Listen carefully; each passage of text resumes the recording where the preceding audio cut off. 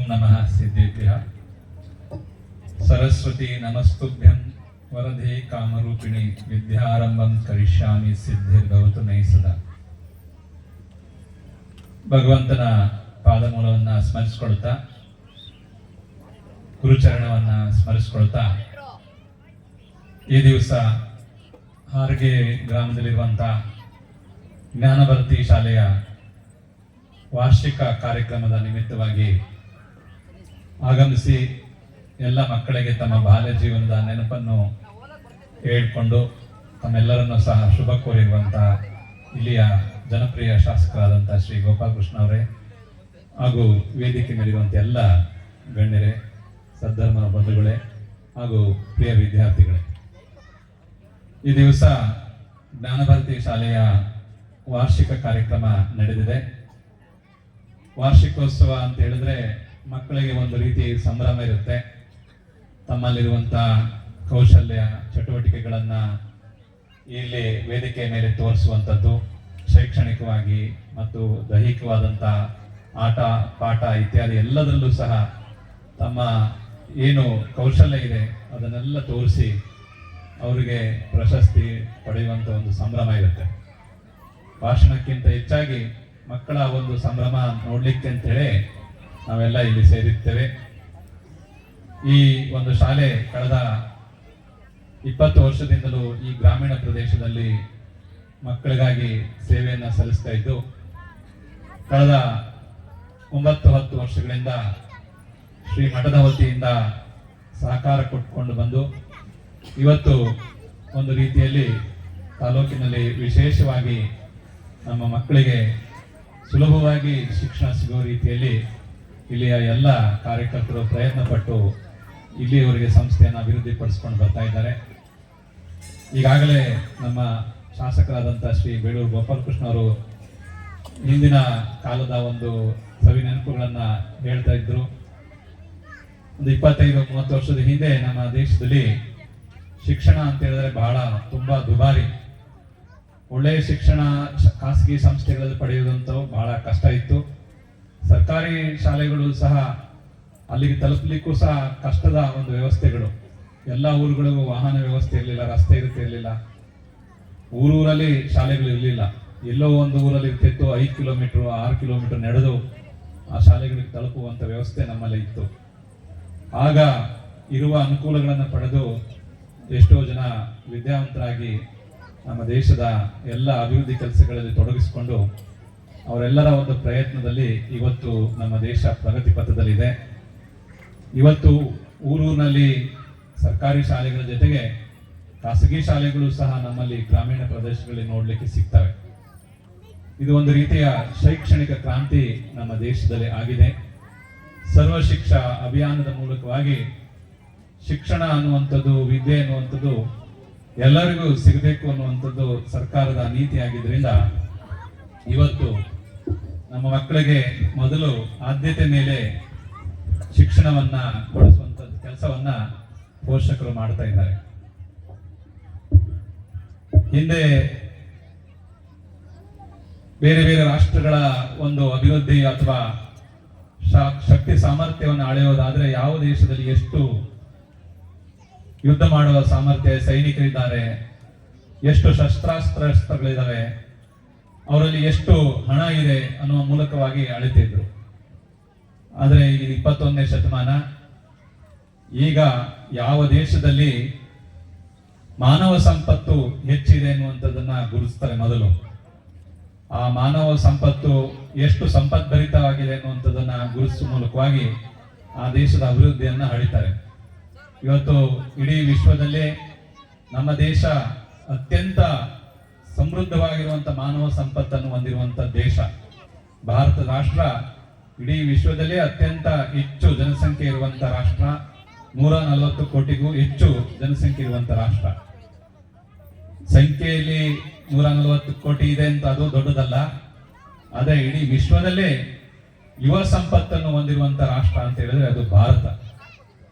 ಯಾಕೆ ಅಂತ ಹೇಳಿದ್ರೆ ಮುಂದಿನ ದಿನಗಳಲ್ಲಿ ವಿಶ್ವದ ಬೇರೆ ಬೇರೆ ರಾಷ್ಟ್ರಗಳು ಅವರ ಹತ್ರ ಇರುವ ಸಂಪತ್ತು ಸಾಕಷ್ಟು ಇದೆ, ಅವರ ಹತ್ರ ವೈಭವ ಸುಮಾರಿದೆ, ಆದರೆ ಆ ದೇಶವನ್ನ ನಡೆಸ್ಕೊಂಡು ಹೋಗುವಂತ ಯುವ ಸಂಪತ್ತು, ಆ ದೇಶದ ಪ್ರಜೆಗಳು ಅಲ್ಲಿ ಕಮ್ಮಿ ಆಗ್ತಾ ಹೋಗ್ತಿದ್ದಾರೆ, ಕ್ಷೀಣಿಸ್ತಾ ಹೋಗ್ತಿದ್ದಾರೆ.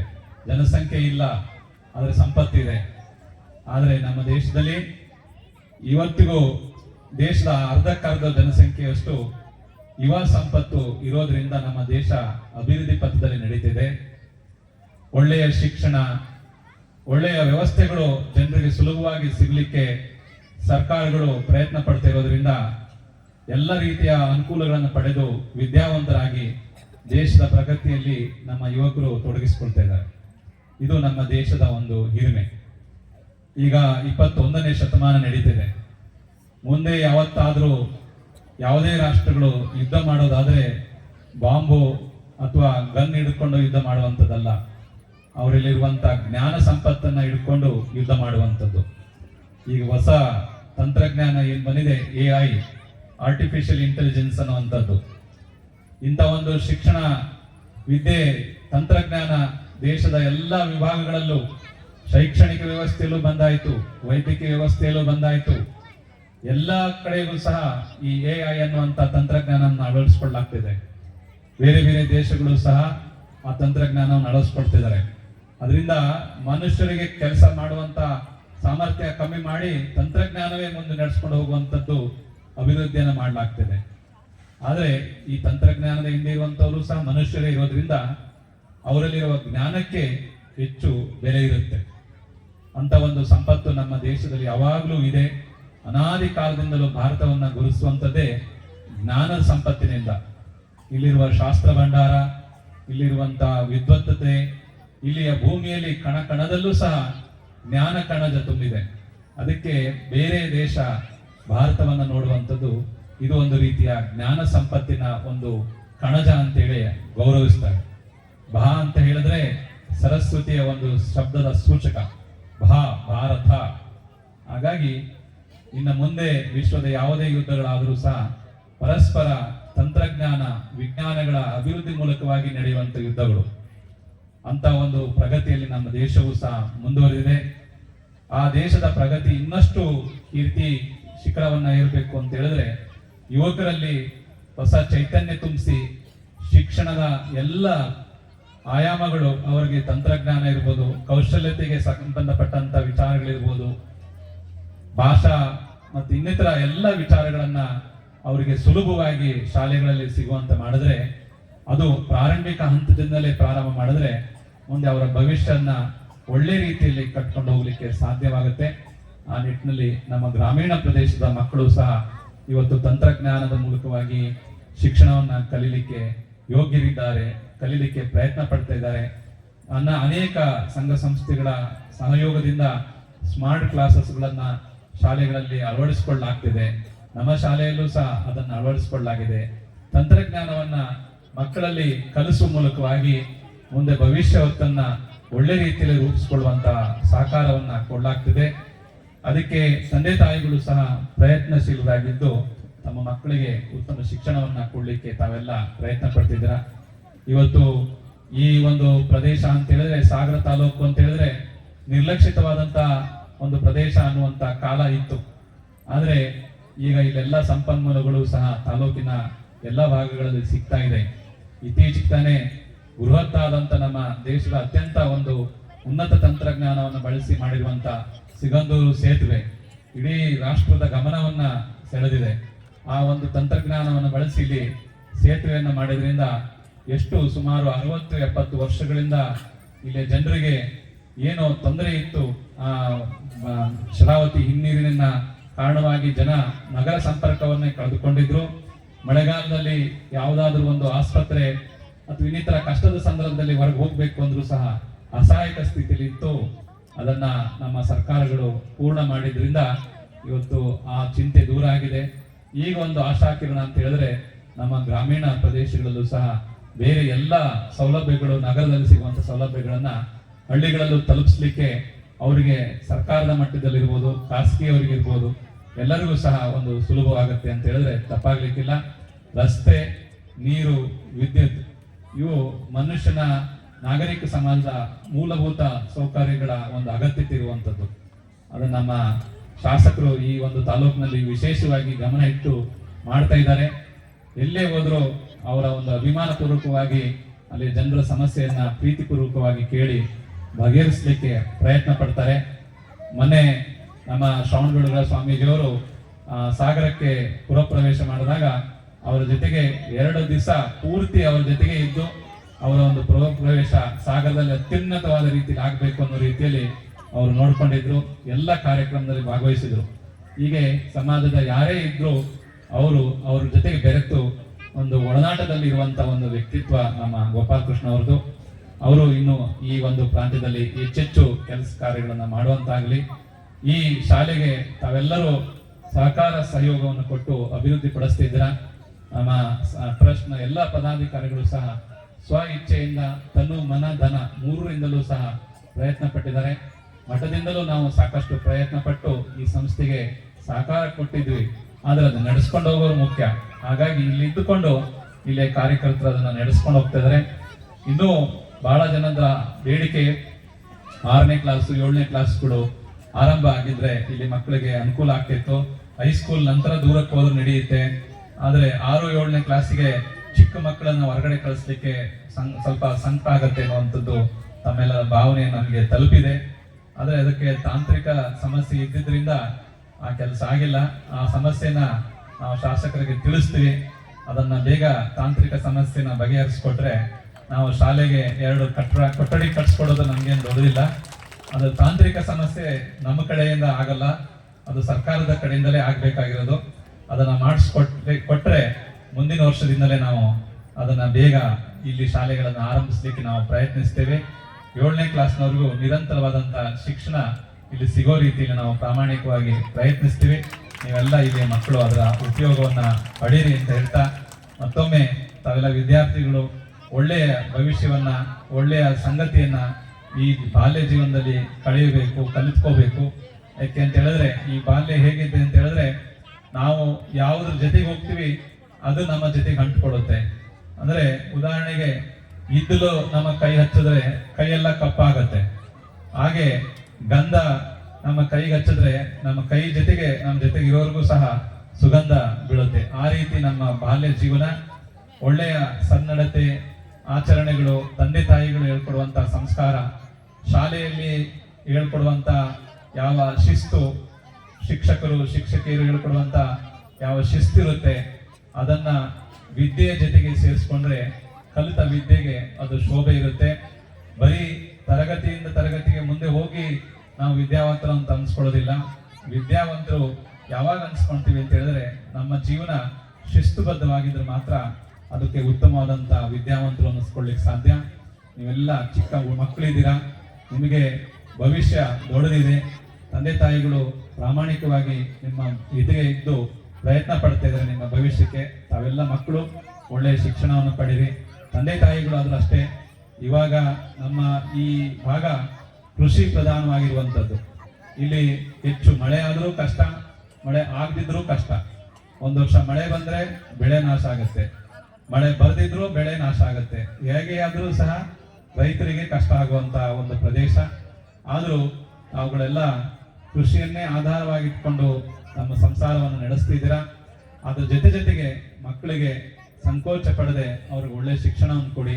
ಇವತ್ತು ಭವಿಷ್ಯಕ್ಕೆ ಏನಾದರೂ ನೀವು ಹೂಡಿಕೆ ಮಾಡುವಂಥದ್ದು, ಇನ್ವೆಸ್ಟ್ಮೆಂಟ್ ಮಾಡುವಂಥದ್ದು ಅನ್ನೋದು ಏನಾದ್ರು ಇದ್ರೆ ಅದು ಮಕ್ಕಳಿಗೆ ಒಳ್ಳೆ ಶಿಕ್ಷಣ ಕೊಡುವಂಥದ್ದು ಮಾತ್ರ ಭವಿಷ್ಯನ ಕಟ್ಟುವಂಥದ್ದು. ಬ್ಯಾಂಕ್ನಲ್ಲಿ ದುಡ್ಡಿಟ್ರೆ ಅದರಿಂದ ಯಾವುದೋ ರೀತಿಯಂತ ಭವಿಷ್ಯ ಇಲ್ಲ. ಯಾಕೆಂದ್ರೆ ಅದರಿಂದ ಬಡ್ಡಿ ಸಿಗೋದಿಲ್ಲ. ಅಥವಾ ಬಂಗಾರ ಬೆಳ್ಳಿ ತಂದಿಟ್ಕೊಳ್ತೀನಿ ಅಂದ್ರೆ ಅದು ಇವತ್ತು ಆಕಾಶಕ್ಕೆ ಹೋಗಿದೆ. ಬಂಗಾರ ಬೆಳ್ಳಿ ತಂದಿಟ್ಕೊಂಡ್ರು ಅದು ತಗೊಳ್ಳಿಕ್ಕೂ ಸಹ ಇವತ್ತಿನ ಕಾಲದಲ್ಲಿ ಕಷ್ಟದ ಸ್ಥಿತಿಲಿ ಇದೆ.